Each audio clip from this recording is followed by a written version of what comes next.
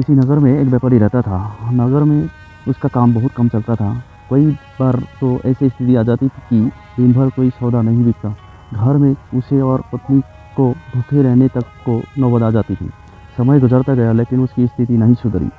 तब उसे किसी मित्रों ने सलाह दी कि अपने नगर की बजाय आसपास के नगरों में जाकर व्यापार करो, शायद मुनाफा ज़्यादा होगा।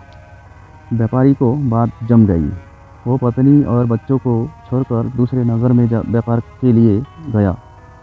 भाग्य से दोस्तों की सलाह काम कर गई और उसे अच्छा खासा मुनाफा हुआ।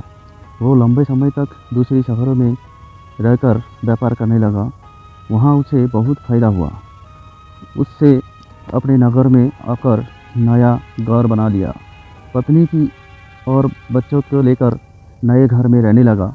तब पत्नी ने कहा कि आप हमारे पास पर्याप्त धन है, हम अपना जीवन आसानी से गुजर सकते हैं।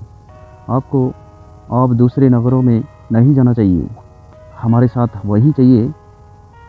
बच्चों की भी अपना कुछ समय दीजिए।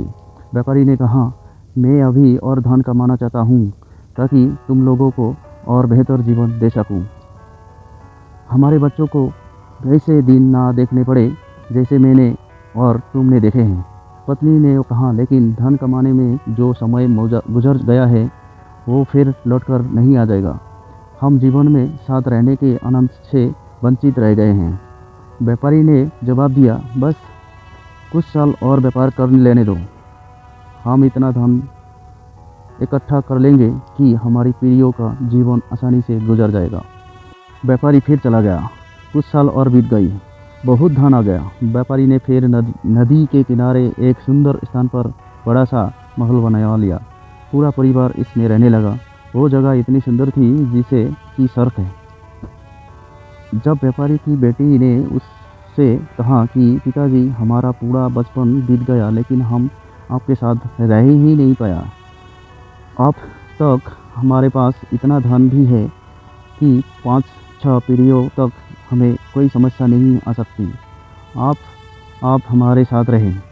व्यापारी ने कहा, हाँ बेटी, आप मैं भी थकने लगा हूँ और कुछ समय तुम लोगों के साथ बिताना चाहता हूँ। मैं कल सिर्फ 2 दिन के लिए पास के नगर में जा रहा हूँ। कुछ पुराना बकाया धन वसूलता हूँ, उसके बाद मैं यही तुम लोगों के साथ रहूँगा। व्यापारी का परिवार बहुत खुश हो गया। अगले दिन व्यापारी दूसरे नगर चला गया और उसी दिन भयानक बारिश शुरू हो गई और जिस नदी के किनारे व्यापारी ने अपना महल बनाया था उससे बाढ़ आ गई। महल सहित उसका पूरा परिवार बाढ़ में बह गया। व्यापारी जब लौटा तब तक सब उजड़ चुका था। कहानी से सीखो, सुख और खुशियाँ सिर्फ धन से नहीं आती। धन कमाना ज़रूरी है लेकिन वक्त के साथ रिश्तों और व्यापारी प्रेम के लिए अपना के साथ वक्त बिताना भी ज़रूरी है, क्योंकि धन तो किसी भी वक्त मेहनत करके कमाया जा सकता है लेकिन जो वक्त गुजर चुका है उसे लौटा नहीं सकते हैं।